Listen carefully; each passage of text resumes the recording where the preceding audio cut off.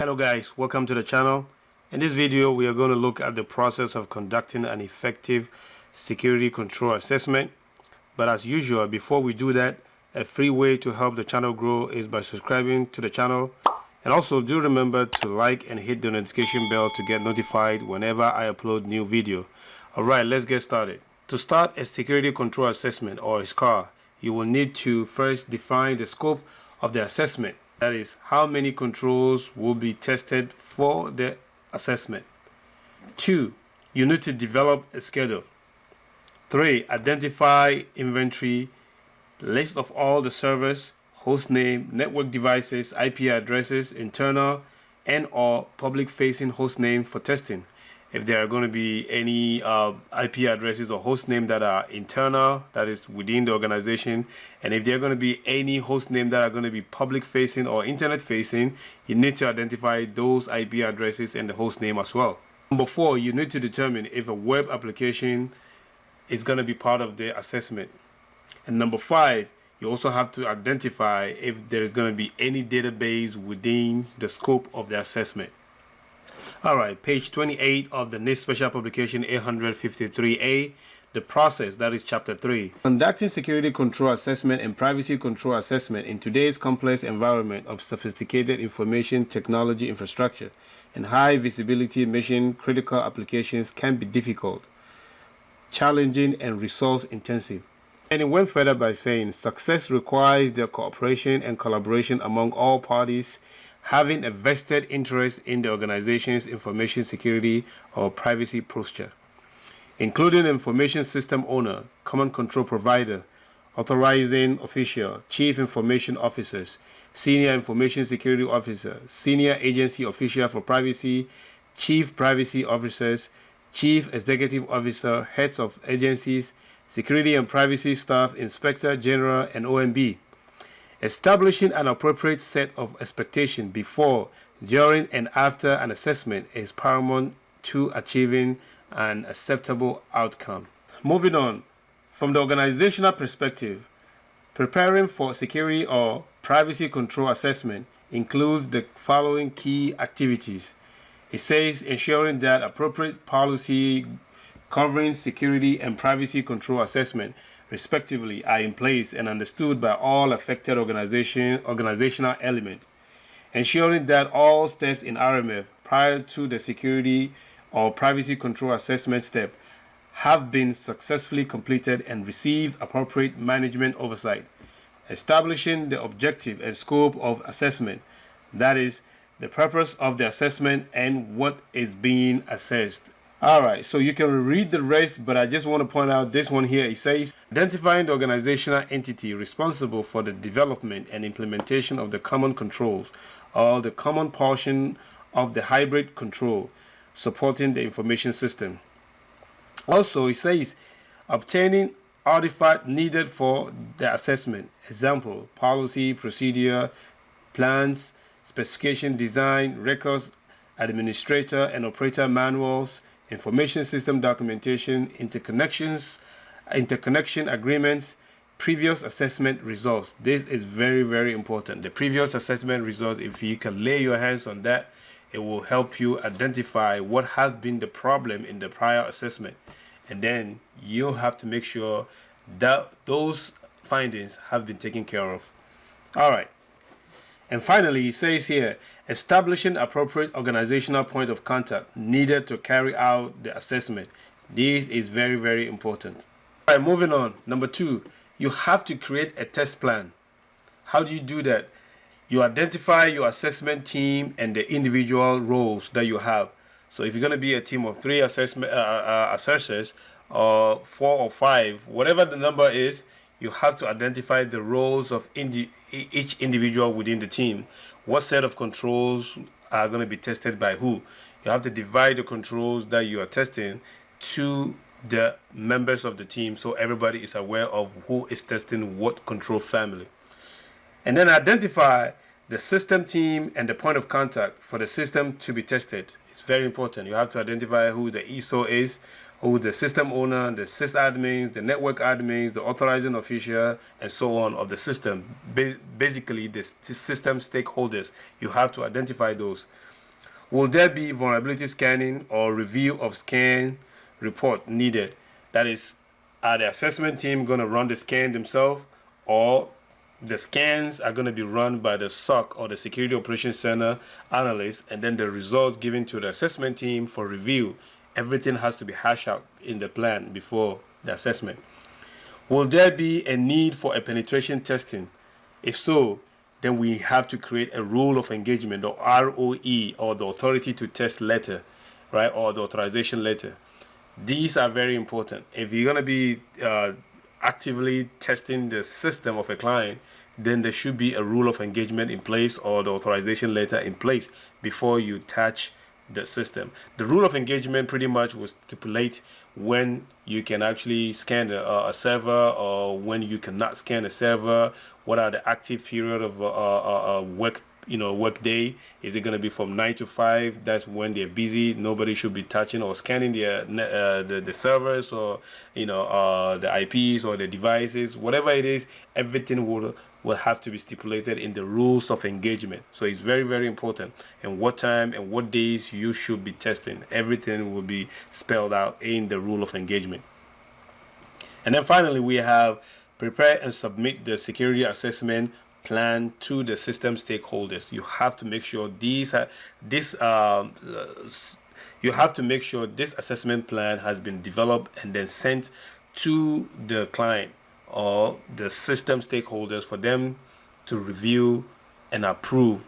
Basically, you're getting their buy-in as to how you plan to test the security controls on the system. If your organization has the template for the security assessment plan already, you can use that template and then modify it to the new system that you are testing.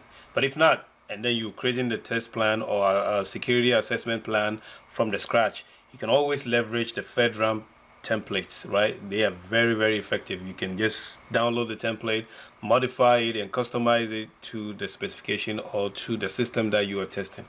All right, so for instance, we have here the FedRAMP security assessment plan template. So once you download this, all right, so you open up the document. You see, you can actually you can remove the FedRAMP logo if you're not, if you don't need a logo, and then you can replace that with the organization logo or what have you, right? And then you can modify this, change the names of the system that you're testing. Don't need this. You probably don't need the cloud service provider if you're not a cloud service provider. And then the information system name goes here, the version, the date. Just modify this template and create your own test plan out of this document. So you see, you have prepared by the records of changes. This document is pretty, self-explanatory. You can go through it and then update it and create your own test plan, right, for the system that you are testing. The laws, regulations, standards, and guidance, the purpose of the testing, the information system, the name and title. You have those. Some of these things can go out. This instruction, you can delete them after you're done. The purpose, you identify the purpose of the testing, the scope, and so on and so forth. So this is very, very handy. But again, most companies or most organization or most testing organization, they have their own security assessment plan already. You can leverage an old security assessment plan and then you can modify it to the new system that you are testing. If not, you can always use this as a guide and create your own test plan. All right, moving on. Number 3, the assessment process itself, right? So you have to schedule a kickoff meeting with the system stakeholder. That is, after you've developed your SAP or the security assessment plan, submitted them or submitted it to the system stakeholders. Now you have to schedule a kickoff meeting with the system stakeholders. That is the ISO, the system owner, the sysadmin, the network admins, the authorizing official, whoever has any interest or stake in the system. You can invite them, and then you also invite your assessment team to the table, and then you discuss and make sure you hash or you agree on whatever has been stated in the security assessment plan. If there are any objections to any of the any of the information in the security assessment plan, you guys can hash it out there and then revise the security assessment plan before moving forward. But 2, you review the previous year's SAR security assessment report if available for familiarity of identified issue in the last assessment. Because sometimes you see that there are some issues that were identified, in the last assessment, even though I believe a POAM or plan of action might have been created to track the remediation of these identified findings from the last assessment. But it's always a good practice as an assessor to grab or get a hold or get a copy of the last or previous year's assessment, review it, and make sure you will, whatever findings they had last or prior assessment, you have to pay attention to those to make sure those has been remediated.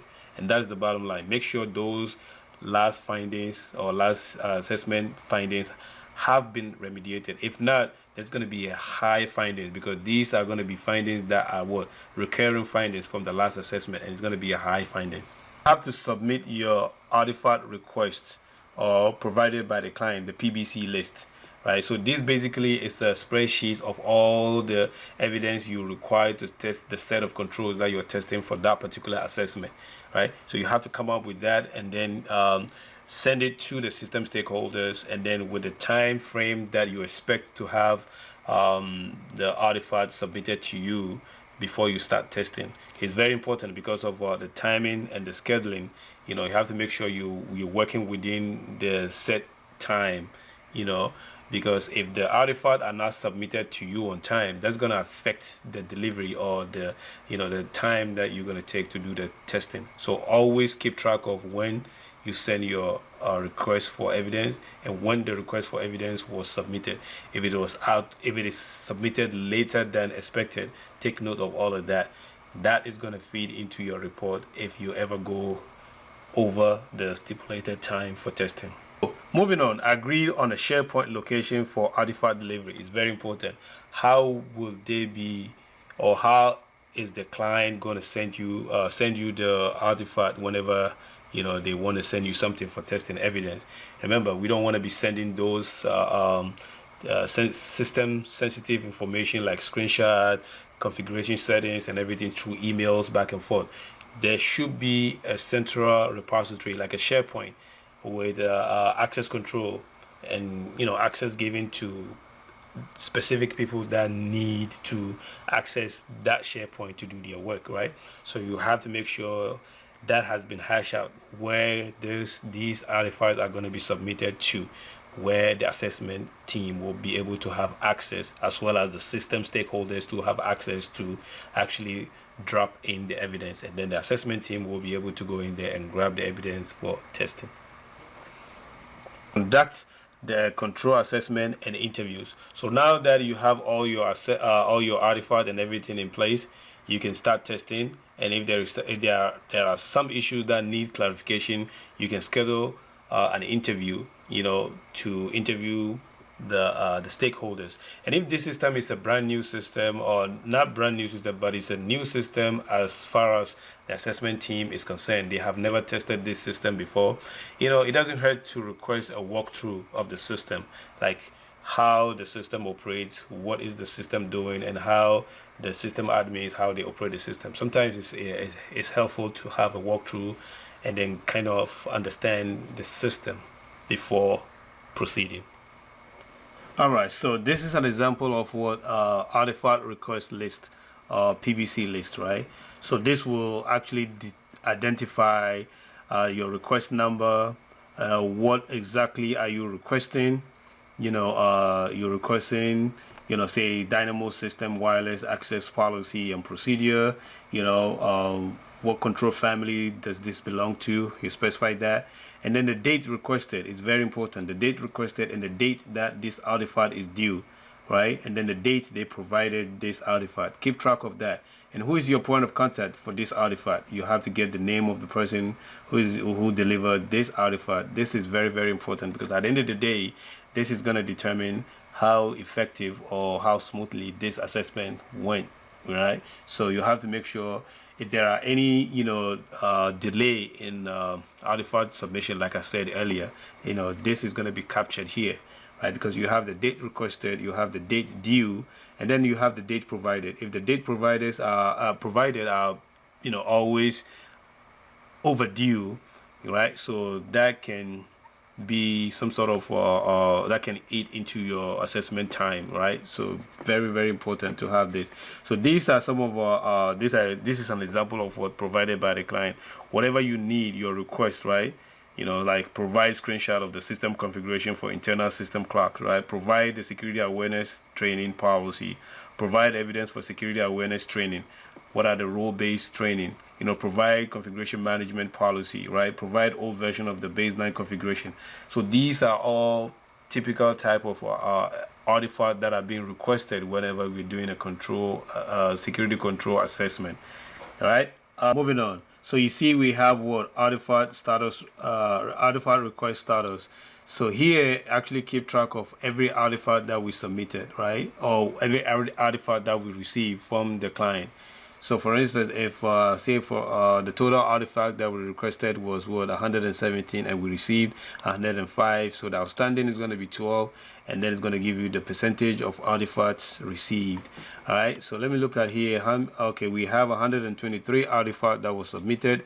So if I change here to 123, so let's assume that we had what 110 submitted to us so far. We're missing our the outstanding item is going to be 13, and then that's going to be the percentage of artifact received is 89, right? So this is how you keep track of all your artifact. And again, most organizations have their own artifact request list and spreadsheet like that, right? So this is just for you to see exactly how it looks like, and then once you have your own organizational artifact request list, you know exactly what that means. So this is what the client is going to receive, and this is what they're going to use to submit the artifact. And again, like I said in the PowerPoint, you have to identify the repository or a SharePoint site where the artifact will be will be uploaded to, so you can have access to those artifacts. You don't want to be doing the artifact submission through emails.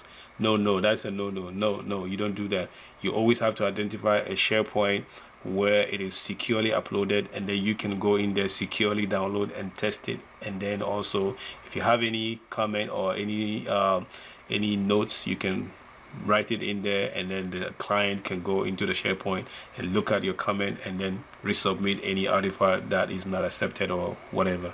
All right, cool. All right, so moving on, the assessment, right? So after we conduct the assessment and the interviews, we're going to go to what we schedule a significant findings meeting with the system team.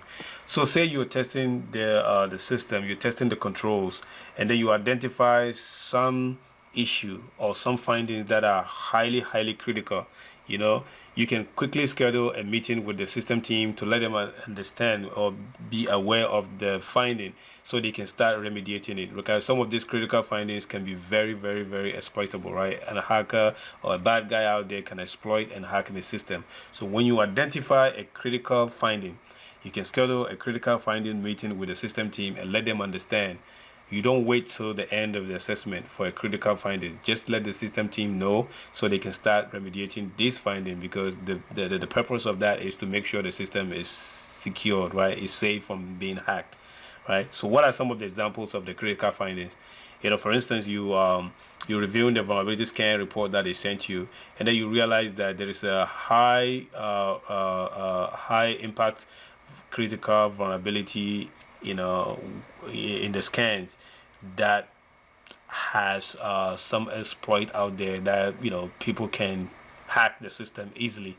Or let's say, for instance, the latest one is what the print nightmare, right? Within the printer, that hacker can hack a system through a network printer, right? So if you identify that kind of vulnerability within the system, that should have been patched, or that should have been taken care of and has not been taken care of, that is a high finding. You can quickly schedule a meeting with the system team and let them understand, even though you're going to document it in your report, but then again, you want to give them a head start so they can quickly start working on that to make sure they patch or remediate this high finding. All right, cool. So moving on. we have provide a draft SAR for the system team to review and accept or object to the findings and revise the SAR as necessary. So once you're done with all your testing, you're going to provide a draft SAR, security assessment report, right? Security assessment report for the system team to review and accept or object to any of the findings. If they do accept all the findings, that your work is easier. They make your work easier, right? You can just draft a final copy of the SAR and submit it to them. But when you send it to them and then they have issues with the SAR, you can have a meeting and then you guys can go over the findings.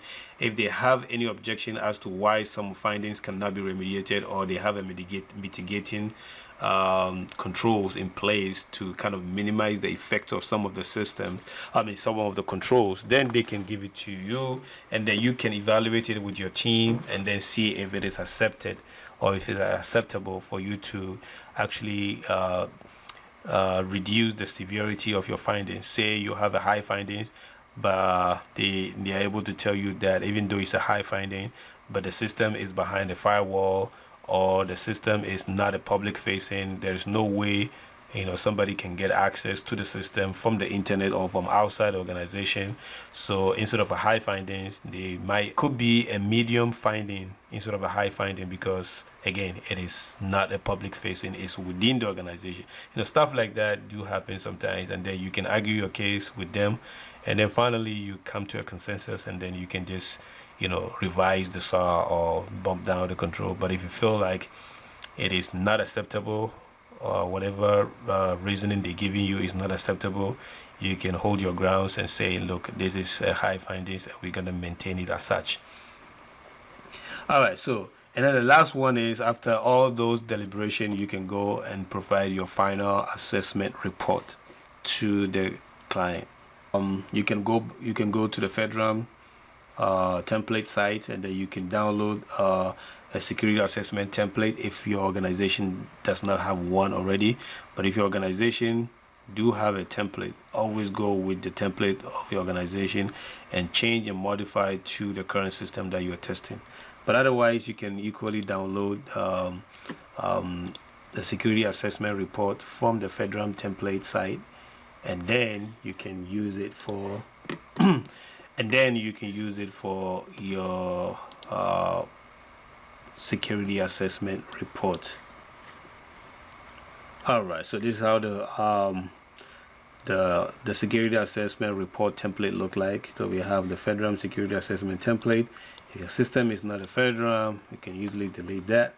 Delete the logo, replace it with your organization logo. Delete the CSP name. You can just take that out, and then your organization, if your organization is, say, Imotech, that goes in there, Imotech Solutions, right? And then the system name goes there. You have the version, the date, control unclassified information, prepared by, prepared for, records of changes, revision history, and the table of content, and so on and so forth. So you can use this as a basis and to draft your own security assessment report. All right guys, that's it for this video. If you find this video useful, do like, share, and subscribe. If you have not already subscribed, please do comment below and let me know your thought on this video, and let me know what video you would like to see next, and I'll see you in the next video.